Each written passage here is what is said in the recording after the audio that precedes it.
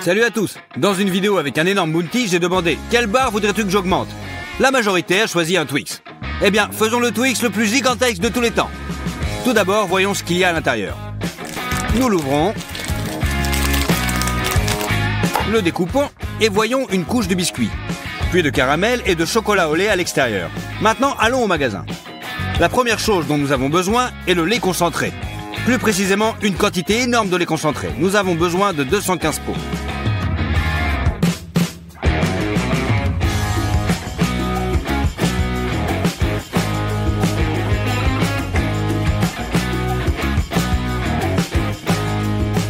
Et nous avons besoin de 6 boîtes de sucre glace.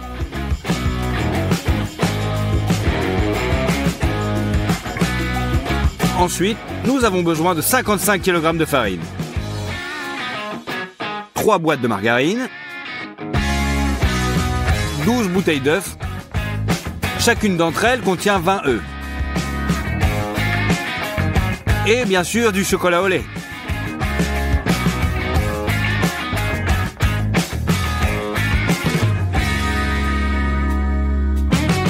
C'est tout. Avec 2 chariots complètement remplis, nous nous dirigeons vers la caisse.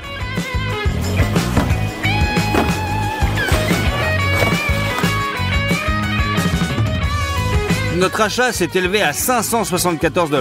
C'est beaucoup d'argent, mais nous faisons un énorme Twix. Nous commençons par faire des biscuits Twix. Nous prenons 16 paquets de margarine et une grande casserole. On ouvre la margarine et on la verse dans le moule.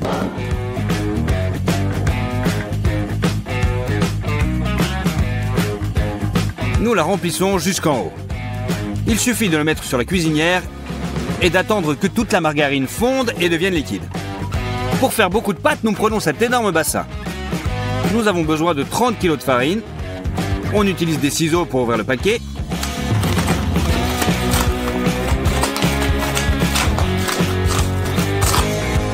Et on verse toute la farine.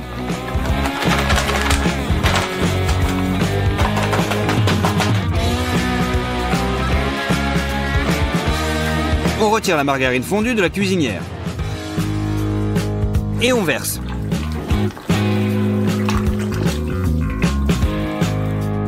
On prend les boîtes de sucre glace, on les ouvre et on met une boîte et demie de sucre en poudre dans un bol.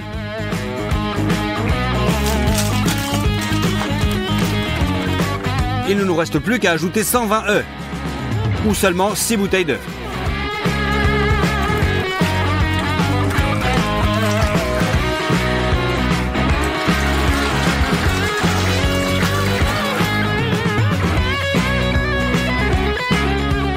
Pour bien mélanger le tout, nous utiliserons un mélangeur de construction comme celui-ci.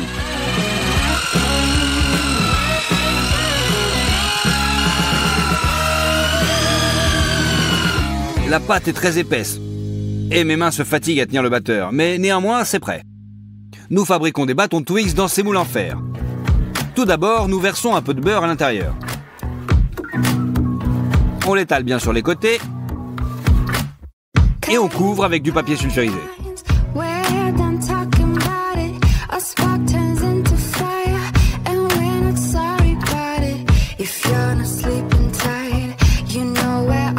C'est tout. On dépose les moules sur le sol. Et avec les mains, nous transférons la pâte dans le moule.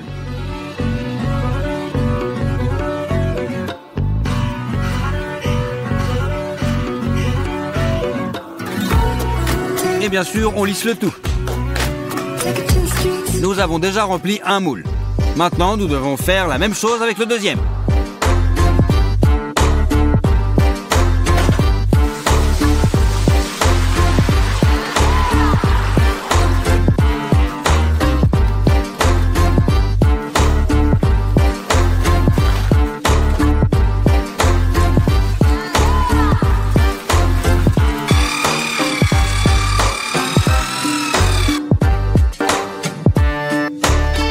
C'est fait.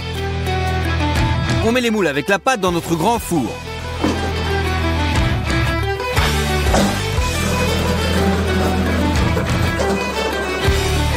On ferme les portes.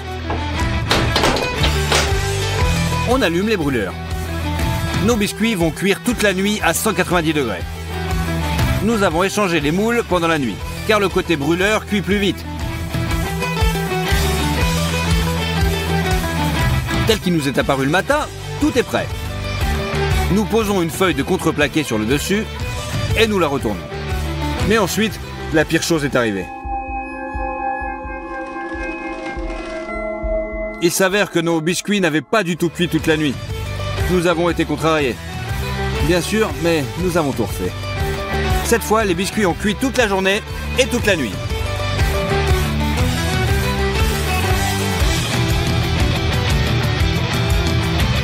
Bien sûr, avec un temps de cuisson aussi long, la garniture a brûlé. Mais ce n'est pas grave. À l'aide de couteau, on retire la couche supérieure brûlée. C'est tout. Les biscuits sont épluchés. La partie ouverte sur le dessus sera le fond du Twix. Nous prenons une petite portion du chocolat que nous avons acheté. Nous mettons 2 bols et nous écrasons simplement les chocolats sur la table. Nous les ouvrons, puis nous versons les cubes dans le bol. On continue comme ça jusqu'à ce qu'ils soient remplis jusqu'en haut. Mets le tout dans un bain de vapeur. Lorsque le chocolat commence à fondre et à réduire son volume, nous nous rendons compte que ce n'est pas suffisant. Nous prenons une autre fournée de chocolat et en remplissons un plus grand bol. Nous l'envoyons aussi au bain de vapeur. Nous apportons les moules dans le studio. La première fournée de chocolat a déjà fondu. Versez 2 bols sur les biscuits.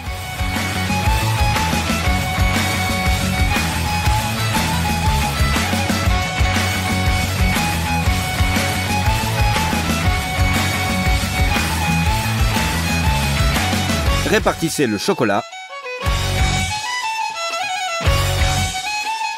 Versez un grand bol de chocolat dans le deuxième moule. Puis il faut bien étaler. Après un très long moment, le chocolat prend fin. On place une feuille de contreplaqué sur le dessus et renverse les biscuits Twix.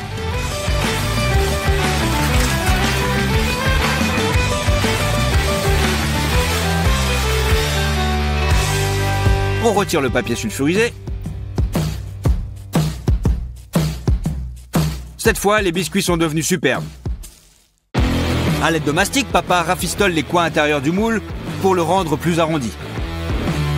Puis nous couvrons tout avec du papier sulfurisé. Nous les transportons dans le studio et l'étape suivante commence. Le caramel pour Twix. On a besoin de sucre glace pour le caramel et d'une quantité irréelle de lait concentré. Nous ouvrons les paquets. Sortons 5 bocaux. Et les ouvrons.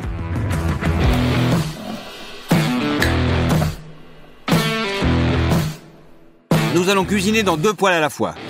Nous ouvrons 10 boîtes de conserve. Versons le lait condensé dans les moules.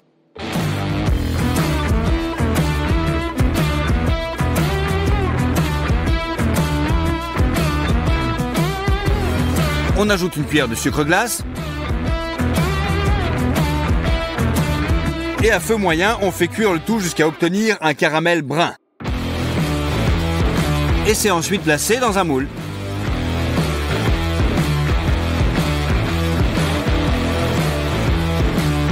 Et on doit faire beaucoup de temps comme ça.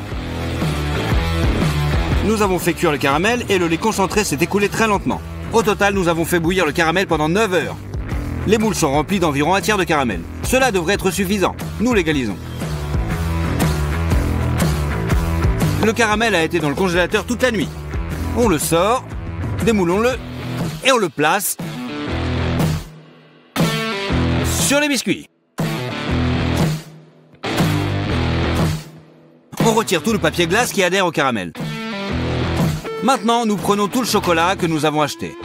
Et nous avons même retrouvé du chocolat noir après les vidéos de la semaine dernière. Nous mettons un grand pot sur la table et cassons tous les chocolats directement dedans. C'est fait.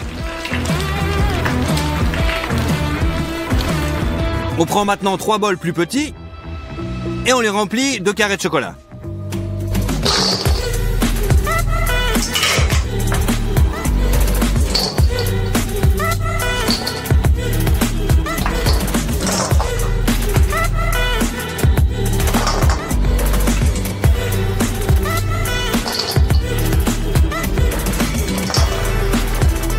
nous les faisons fondre dans un bain de vapeur.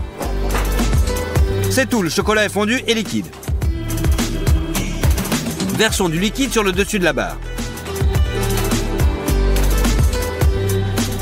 Ensuite, on enduit tout cela avec une spatule pour faire une couche uniforme de chocolat.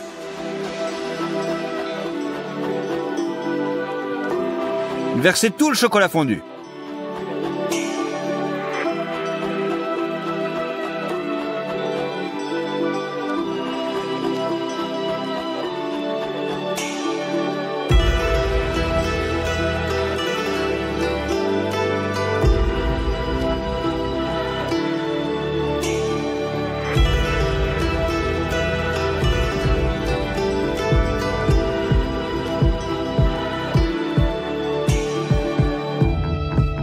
Remplissez à nouveau les bols de chocolat.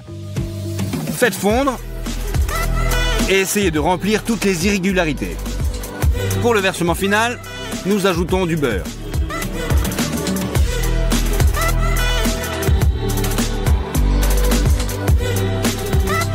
Et mélangeons bien le tout. Cela permettra au chocolat de s'étaler très joliment et de devenir brillant. Versez. Aussi, nous passons avec une spatule et utilisons une cuillère pour faire les rainures caractéristiques sur les dessus. Nous versons le deuxième bâton Twix également.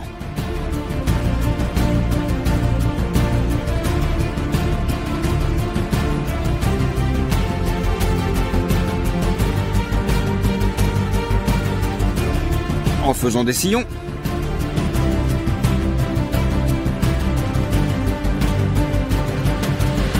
Lorsque le chocolat a durci, notre barre Twix géante est prête. Elle pèse 220 kg. Il a fallu 5 jours pour la fabriquer. Et elle contient 1 078 000 calories. C'est un montant incroyable. Ouvrons-la enfin.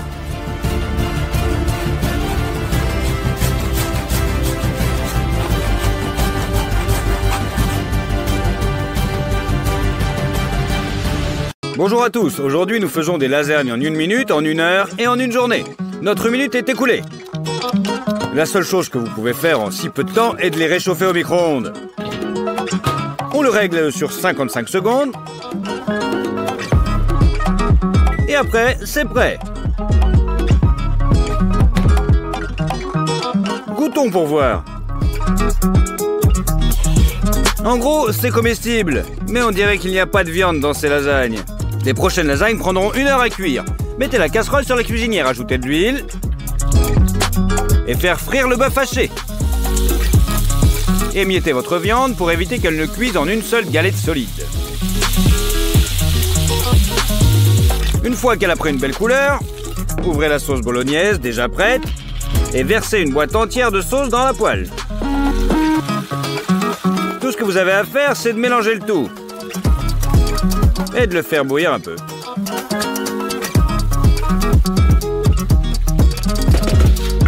C'est prêt. Pour ces lasagnes aussi, nous utiliserons des feuilles de pâte préfabriquées. Et puis, comment on ferait sans le fromage? Râpez le fromage à pâte dure sur un côté le plus large.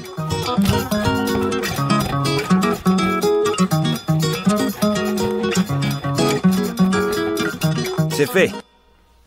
Il nous faut plus de sauce à la crème et ensuite on commence à assembler les lasagnes. Mettez une feuille de pâte au fond. Versez la sauce à la crème dessus. Ensuite, vient la viande hachée. On aplatit le tout.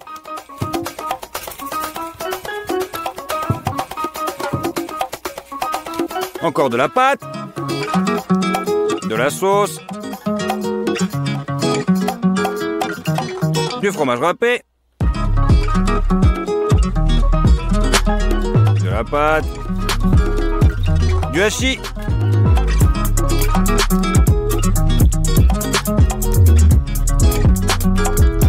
Et ainsi en alternant les garnitures en gros. On assemble les lasagnes jusqu'au sommet de notre récipient. Allez, on met le tout au four. En haut et en bas à 200 degrés.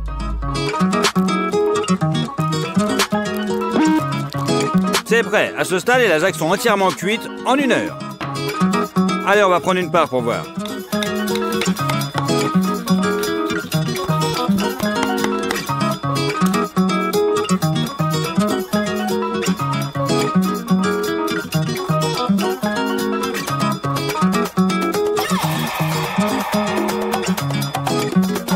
pense que c'est beaucoup plus joli que les premières lasagnes.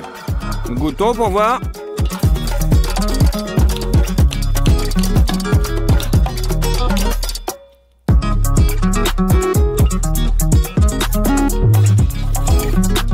Ouais, en plus, c'est vachement meilleur que les produits du commerce. Nous aurons toute la journée pour faire notre troisième lasagne. On commence par les légumes. Coupez les carottes en deux et on les coupe en petites lamelles.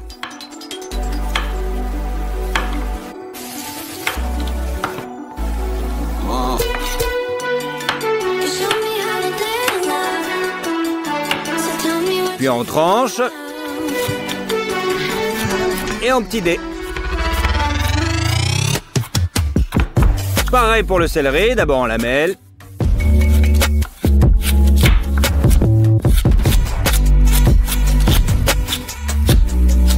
Puis en cubes.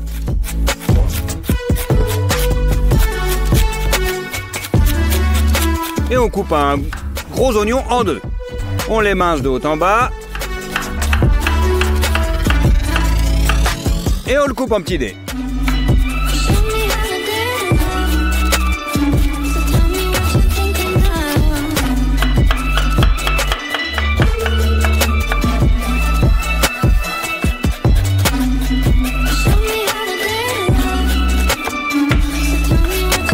On utilise des côtes de bœuf au lieu de la viande hachée. Coupez-les de manière à ce que chaque morceau contienne un os et de la viande autour.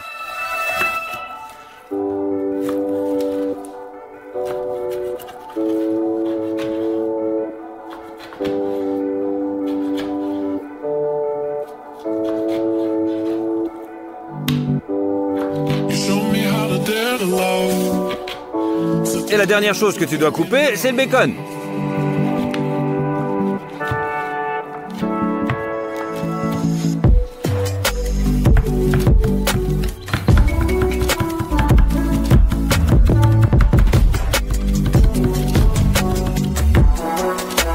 Avec tous ces ingrédients, allez, on passe à la cuisinière. Et la première chose à frire sont nos côtes de bœuf. Nous le faisons à la puissance maximale de la cuisinière pour donner une croûte rapide.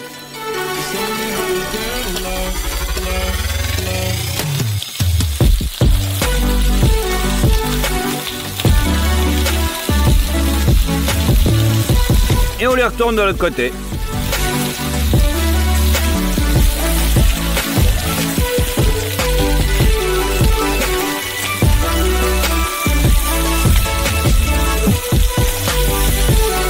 La fine croûte des deux côtés est prête.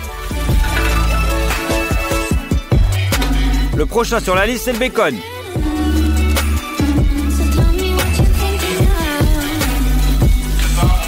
Nous devons faire fondre la graisse avec une petite saveur fumée.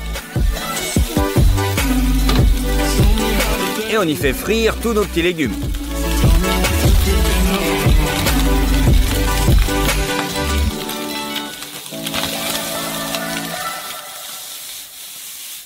En 3 minutes, ils sont devenus beaucoup plus translucides.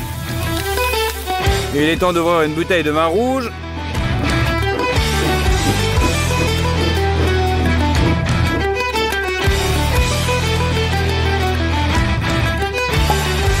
Et de l'ajouter à nos légumes.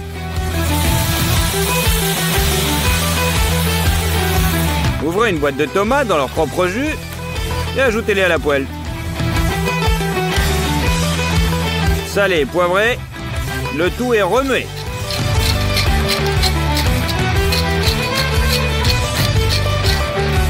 Jusqu'à temps qu'il n'y ait plus rien. Et ça, on met aussi dans la poêle. J'ai décidé d'ajouter un peu plus de vin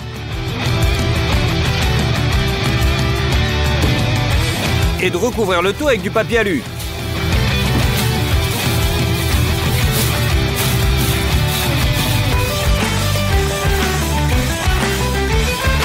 Je le mets dans le four. La viande a mijoté pendant 7 heures. Il est temps de l'enlever.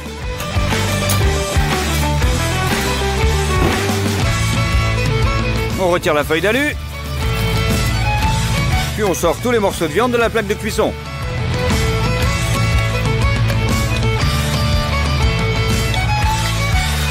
Et on les met dans un bol.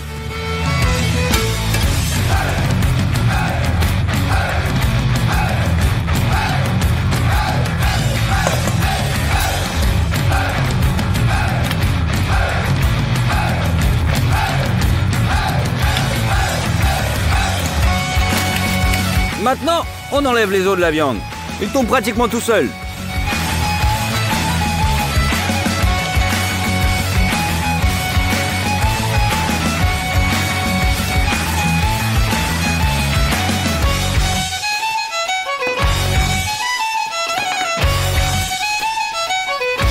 C'est prêt. Maintenant, à l'aide de 2 fourchettes, on déchire la viande en petits bouts. Les fibres sont déjà retournées dans les légumes. Et on mélange tout.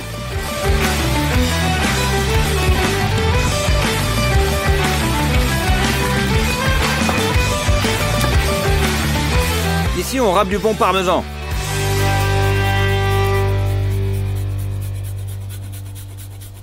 Et on malaxe à nouveau.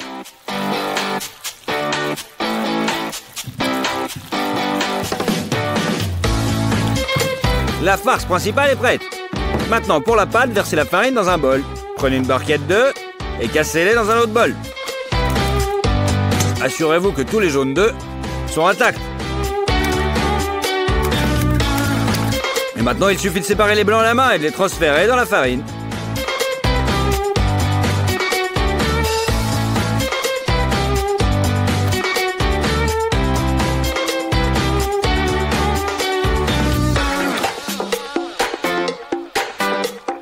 Et voilà 10 jaunes. Salez le tout pour donner du goût. Et pour l'élasticité de la pâte, nous versons de l'huile d'olive. Et on mélange bien le tout.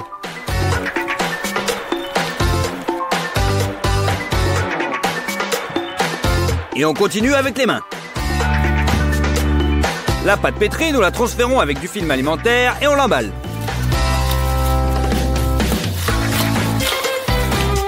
Laissez reposer le tout dans le frigo pendant une demi-heure.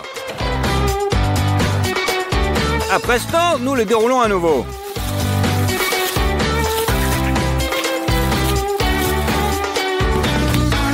Encore une fois, on pétrit. Et on coupe en deux.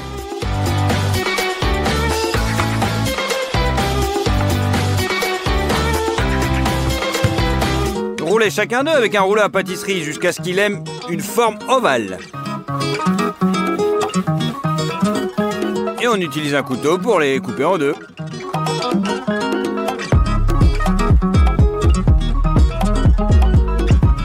Maintenant, j'ai besoin de ça pour rouler la pâte. Nous guidons notre couche de pâte entre les rouleaux et nous tournons le tout.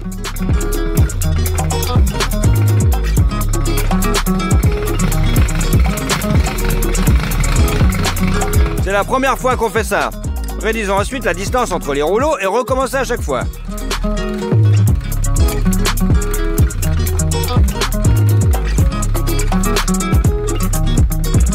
Du coup, la pâte va devenir de plus en plus fine. L'essentiel est de guider la pâte de manière régulière afin qu'elle ne se déchire pas sur les rouleaux.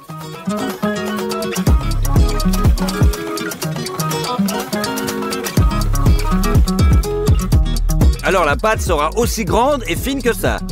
Répétez l'opération avec les autres morceaux de pâte. Maintenant, vous devez lisser les feuilles sur tous les côtés.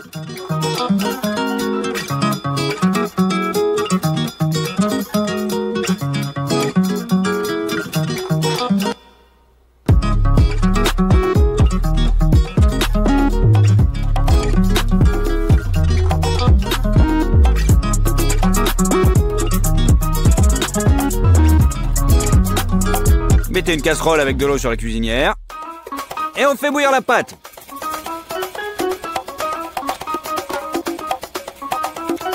Après 5 minutes, sortez-la et mettez-la sur le papier absorbant. Trempez un pinceau dans l'huile d'olive et badigeonnez la pâte avec.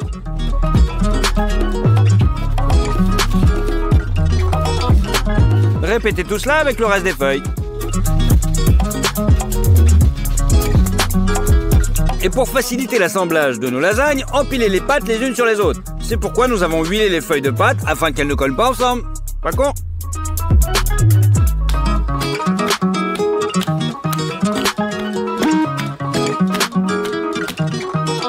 On passe maintenant à la sauce béchamel. Ouvrez le beurre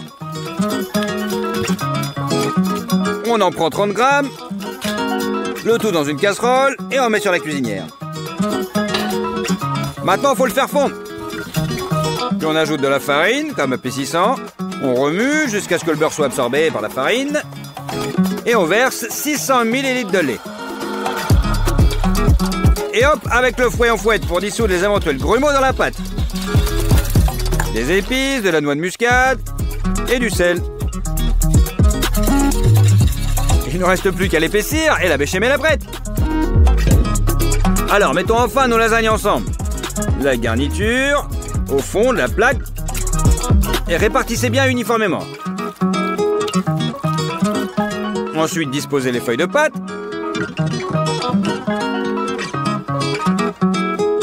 La sauce béchamel dessus.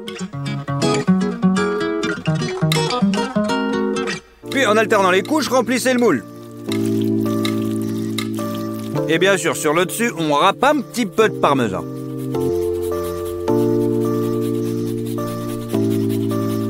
On balance dans le four. Nos lasagnes sont en train de cuire depuis 40 minutes. Voilà, c'est prêt.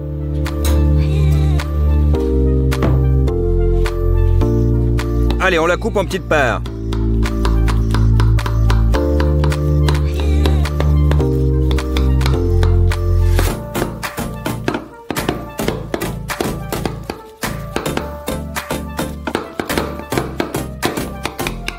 Et on en met une dans une assiette.